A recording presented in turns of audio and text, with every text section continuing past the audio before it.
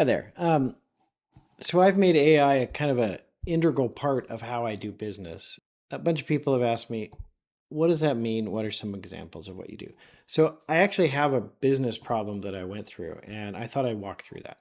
So first off, internally we have a process called the 4P program, and the P's stand for platform issues, which is product and engineering; people issues, so training, awareness, things like that; process issues, which are friction points in the process that make things hard; or policy issues. And what my team does is work with the field or customers to help collect those, um, understand how we could fix those, and then work to get those types of issues resolved. We just got merged into a much larger team.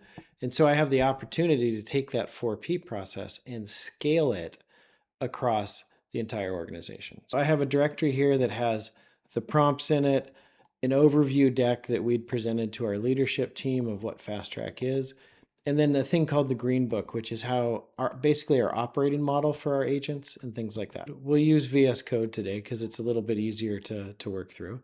I open up VS Code in this directory. I don't have to do it this way. It's just I have folders set up to make this easier for me. Maybe I'll talk about that at some point in the future. Um, and I could do a couple things. First off, just for this video, I'm going to set this to YOLO mode, which basically means, hey, it's in autopilot. So then I could just tell it to read these prompts, or I can copy my prompt into here and just paste it in because I've already constructed what I want to do. And it'll go off and start thinking about that. Now, uh, there's a really key part of this prompt, which is it describes the 4P process, so I give some context.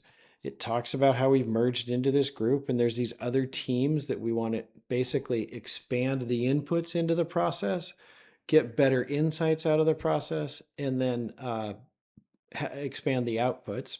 And so a key part of this is down at the bottom, which is really, I want to use the expertise that AI has access to say, how do I build a plan, right? How do I get an exceptional experience to these teams? I want to think about training and change management. How do I drive awareness? How do I do all that work? Here's what came out of this is the AI came up and built a whole new plan. It has a hub and spoke operating model and a number of things like that. So we can just go back. It just built out this file, brand new. And so what it really talks about is, hey, how do you scale this out? And so it has an operating model, it has a capacity model, where the number of people are in each team and maybe how many of these insights get promoted in, what PMs do differently. There's a whole definition of a governance model. So basically I've said, go build me the ultimate plan. So this is a good first start, right? This is a good place to go.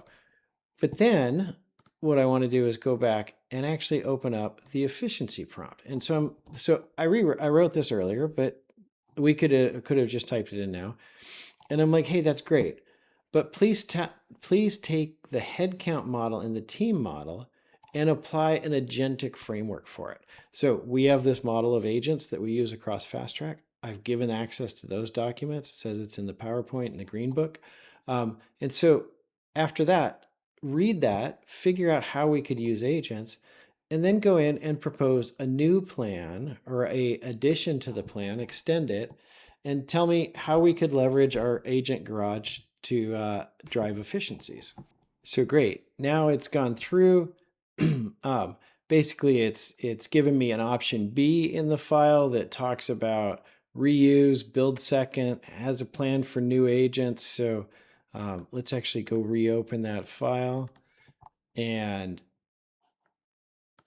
if you go down, if we'll scroll down and find the new option B, right, which is right here, agent augmented model, takes a list of the agents that we have, understands how it can reuse them and potentially some changes we need to do. Then has some new agents to build, actually comes up with some ideas and some names for them, figures out why those are a good idea, and then really looks at kind of the agentic pipeline and builds it all out for me. And then it has a totally different headcount option for me. So, right, option A, there's a number of headcount I could have. It's about 21 people in the original option that it provided.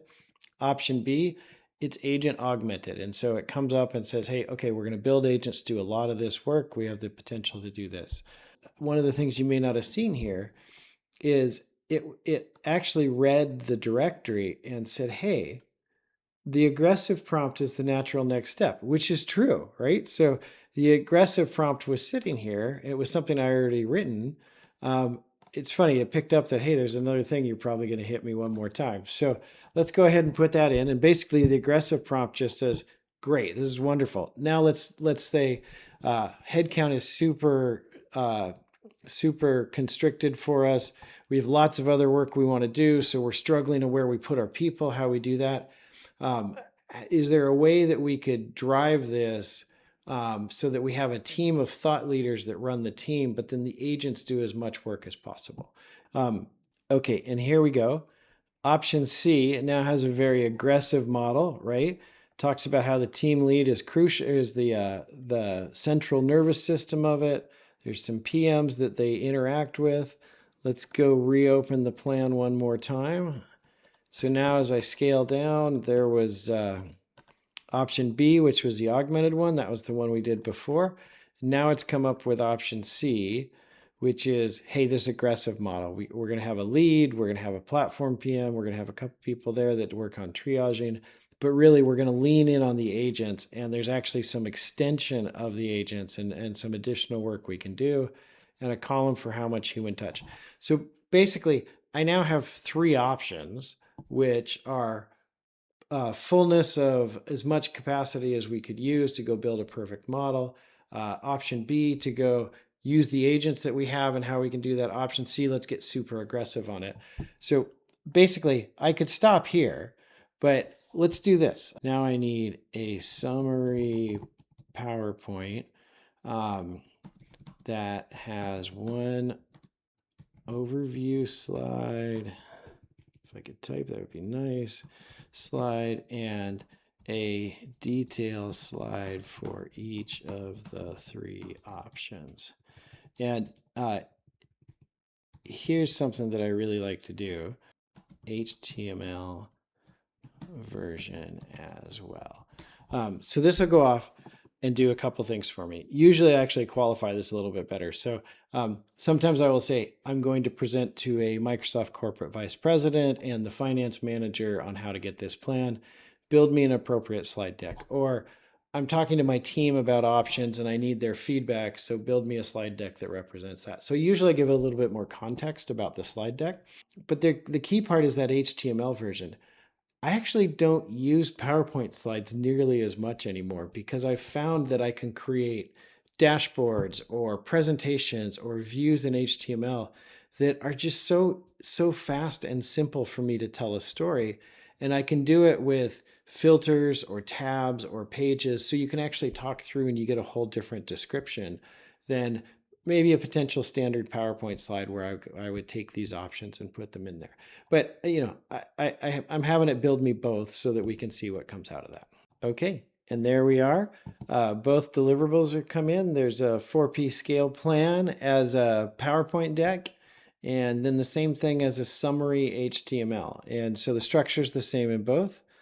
Let's go take a look. So we can pull up the 4P plan scale summary document, see what kind of option or overview we got.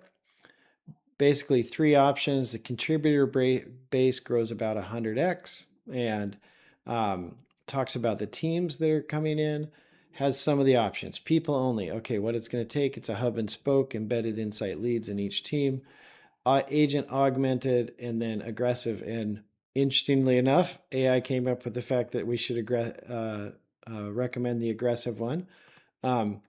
Some people only details, agent augmented, and then of course the aggressive one that the AI seems to enjoy. And so there's a little bit of cleanup that I would do on this. I would typically go back into the markdown document before I created this and just have all of the details there. So I know that the source document is really what's leading it. But let's also take a look at the HTML and see if that comes out with some interesting insights as well. And so, yeah, it's just a different way to walk through this, right? You have the overview at the top, and then you can scroll to the different options. You can see the content's about the same. You can also jump back and forth. And so it just gives you a different way to navigate, maybe a simpler way for some people to go. So that's really one real business example, that here in about 14 minutes, what we've done is created both 3 options for new business and figured out how to represent that as an executive level presentation as well, so we can make our decisions. Hope this helps.